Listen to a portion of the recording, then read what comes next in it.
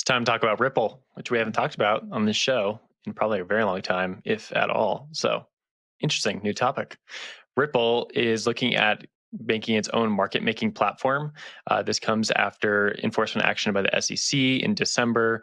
I don't exactly remember what the enforcement action stood for. We'll throw that over to Zach for in a second. But basically, it did cause some ripple effects in the larger industry where market makers for XRP, a coin tied closely to Ripple, decided not to continue market making for the coin. So for context, market making is essentially where a financial player creates asks and bids for a coin across multiple exchanges. What this does, it kind of helps the ability to get better prices for a coin. And you typically have larger firms operate with large chunks of capital in order to facilitate this. They collect the spread on these payments or these prices between the bid and the ask. And that enables everyone to kind of get into good prices, also allows the market maker to earn some revenue on the side. If you don't have good market makers, well, then you have typically like very volatile prices and really big spreads between exchanges for a coin. So like a coin on Coinbase might be a really different price than Binance if you don't have a good market making platform. So it's very important for every coin to have a very strong market making platform somewhere. And that's why Bitcoin has been so successful, you could say, is because it's available almost every exchange. But Ripple hasn't had that for the last 6 months plus, and now they're looking to get back into the action. Zach, can you kind of take us back down memory lane, tell us what happened with Ripple and why they don't have a market maker for their coin right now? Or for XRP? Sure. Yeah, memories. It's not necessarily their coin, but yeah. Back in December, the SEC alleged that Ripple Labs had been conducting an ongoing and unregistered securities offering when it was selling XRP into the market. Quickly, XRP was delisted from almost all exchanges, especially those serving U.S. customers.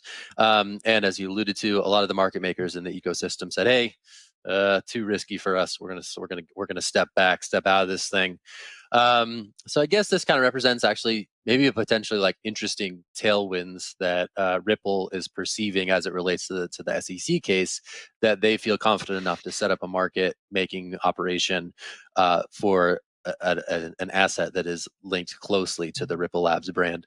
So interesting little scoop from Will Canny. He was able to find this according to a source of knowledge and a couple of job postings out there on the internet, suggesting that they want to get kind of back in the game. And then I think the reading the tea leaves as it relates to the SEC case, is purely speculative.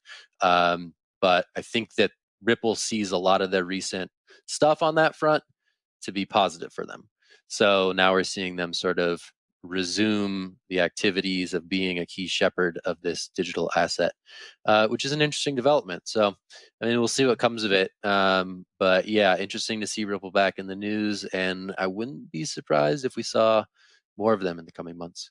Jen, I saw your hand up. I'm going to toss it to you. Yeah. Well, I just have a question for you. So if this signals that Ripple may think that they're going to win the case against the SEC, and I've seen some like experts and analysts say the same in various different publications, if they lose the case against the SEC, what happens with this product? They probably have to get like various different sort of licensing. They probably have to go through different licensing regimes if XRP is deemed to be a security, especially in the US. I mean, in other markets, it's not deemed to be a security. Like in Japan, like famously has been like, nope, it's a currency. And that's something that like Brad Garlinghouse, the CEO of Ripple Labs, will tell you often. So it's going to be jurisdiction by jurisdiction, but should there be some action in which it is definitively established that XRP is indeed a security, that's going to have, again, ripple effects across the industry, but concrete effects for who and how people can access XRP markets. But Naomi, I saw your hand up. Yeah, I mean, it just speaks to the power that governments have when they can pressure exchanges in such a way that all they need to do is put out a lawsuit.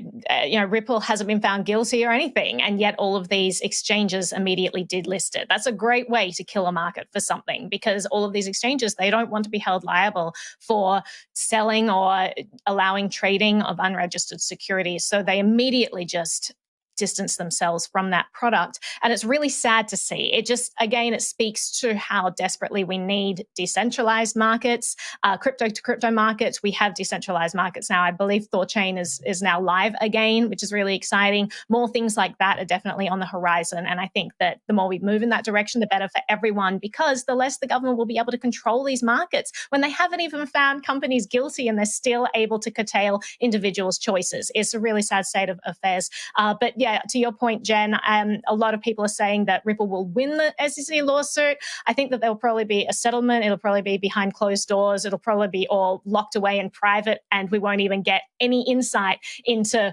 how the SEC is thinking about securities, what they consider a security, why this may or may not be a security. It will not help us get any clarity whatsoever. That's going to be my prediction.